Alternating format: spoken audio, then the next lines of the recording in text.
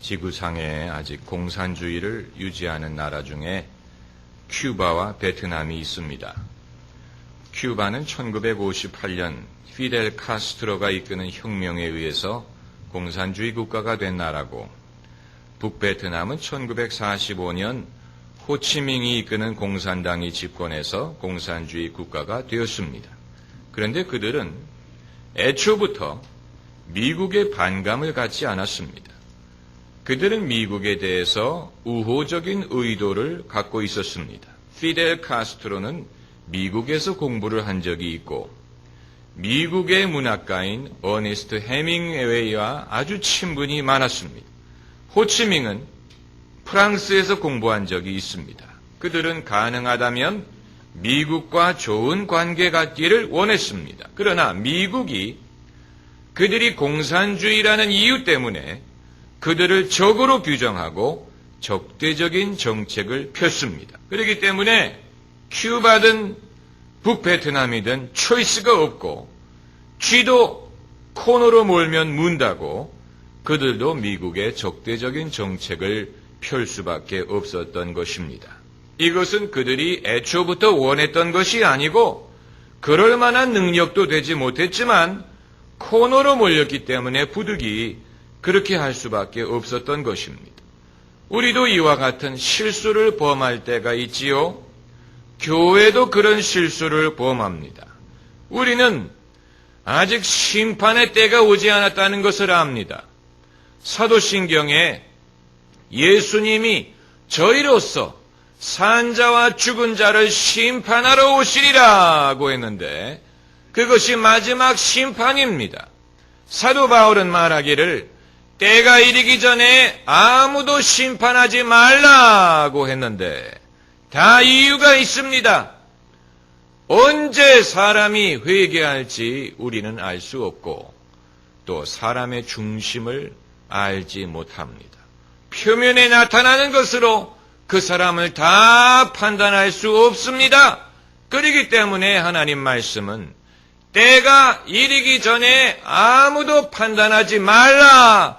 그러나 우리는 이 땅에 사는 동안에 판단하기를 원합니다.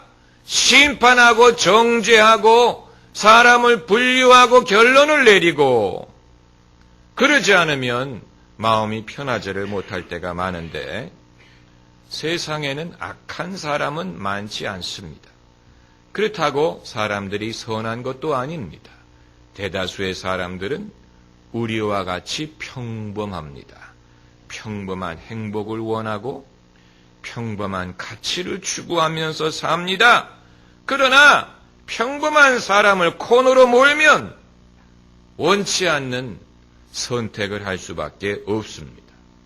여러분, 사람이 죄를 짓는 것보다 더 나쁜 것은 죄를 지을 수밖에 없도록 만드는 것입니다. 그것이 바로 사람을 실족시키는 것입니다.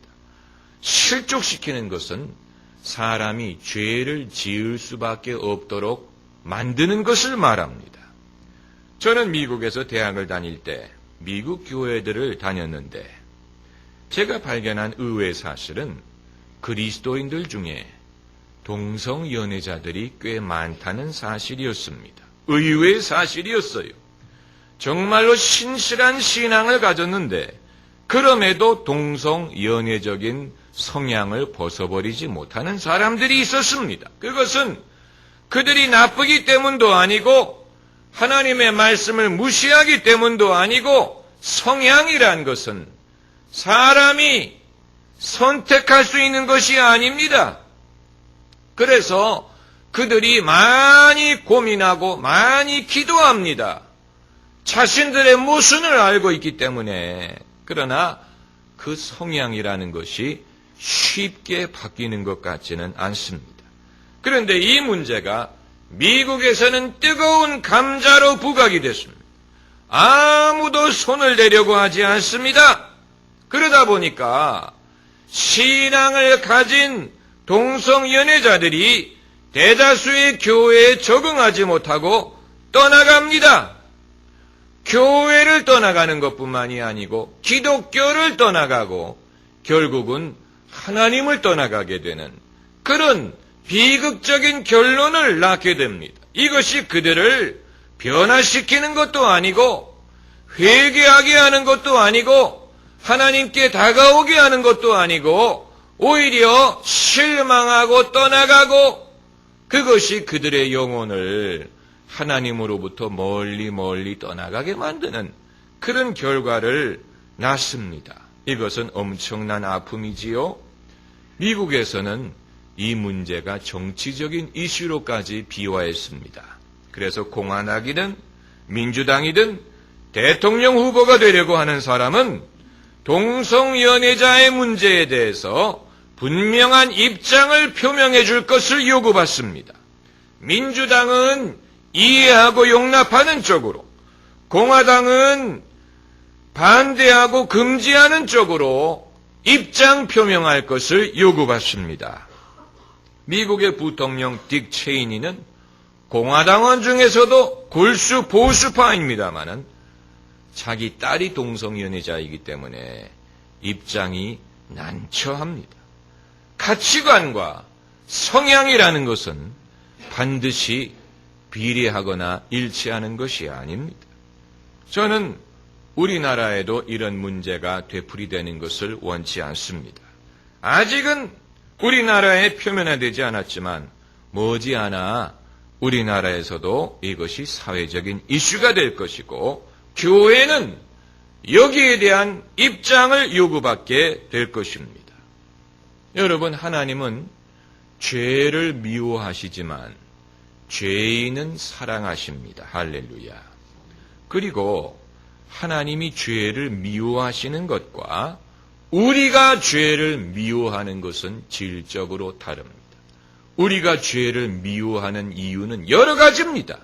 내가 짓고 싶은데 짓지 못하기 때문에 미워할 수도 있고, 그것이 나에게 너무 가까이 다가오는 것 같기 때문에 미움으로 반응할 수도 있고, 그리고 내가 하고 싶어도 하지 못하는 것을 남들이 하는 것을 부러워하기 때문에 미워할 수도 있고, 우리가 죄를 미워하는 데는 혐오감, 감정적인 요소가 많이 포함되어 있지만 하나님이 죄를 미워하시는 데에는 거룩함과 거기에도 사랑이 포함되어 있습니다. 우리를 사랑하시기 때문에 우리의 죄를 미워하는 것입니다.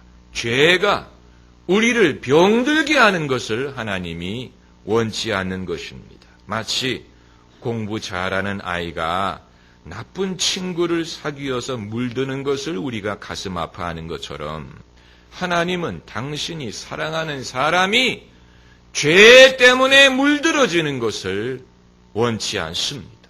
하나님의 미움은 그러므로 사랑에서 비롯된 것이고 거룩한 것입니다. 만일 우리가 죄를 미워하다가 죄인마저도 배척하게 되면 어떤 결과를 낳는지 아십니까? 그것은 마치 미국이 큐바와 베트남을 코너로 몰아서 그들이 미국에 대해서 적대적인 정책을 취할 수밖에 없도록 만드는 것과 같습니다. 우리가 죄를 미워하다가 죄인을 배척하게 되면 그들을 코너로 몰아서 결국은 그들이 죄에 머무는 것밖에는 초이스가 없게 만드는 것이 되어버립니다.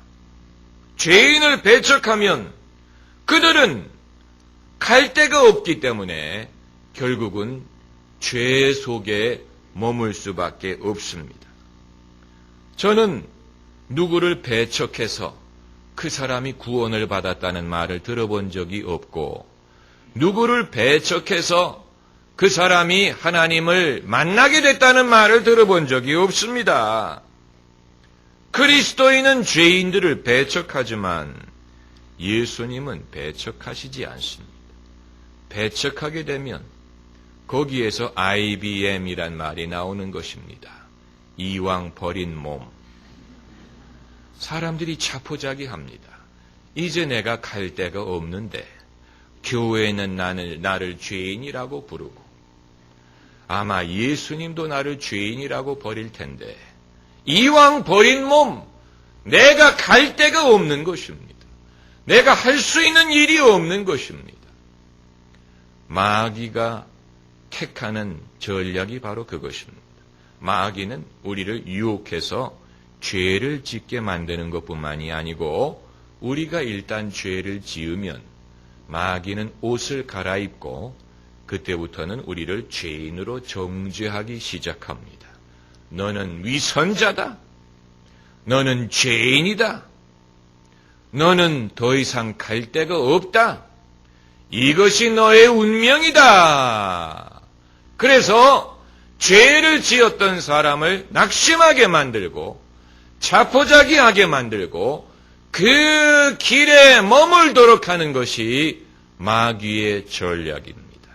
이것은 죄를 지도록 유혹하는 것보다도 더 무섭습니다.